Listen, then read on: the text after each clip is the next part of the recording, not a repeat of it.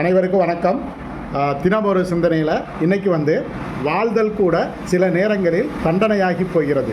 நம்ம வாழ்க்கையில் நாம் ரொம்ப நாள் உயிரோடு இருக்கணும்னு நினைப்போம், ரொம்ப நாள் சந்தோஷமாக வாழணும் அப்படின்னு நினைப்போம். ஆனால் சில நேரங்களில் நமக்கு சில அவமானங்கள் ஏற்பட்டிருக்கலாம், அல்லது சிலரால் சில துரோகங்கள் ஏற்பட்டிருக்கலாம், அல்லது சில இழப்புகள் ஏற்பட்டிருக்கலாம். இன்னும் சொல்லப்போனால் நமக்கு சில நோய் நொடிகள் கூட ஏற்பட்டிருக்கலாம். அந்த மாதிரி தருணங்களில் நம்ம என்ன நினைப்போம் அப்படின்னா, ஏன் தான் இன்னும் நம்ம உயிரோடு இருக்கோமோ அப்படிங்கிற ஒரு மனநிலையில் நம்ம உருவாக்குவோம்.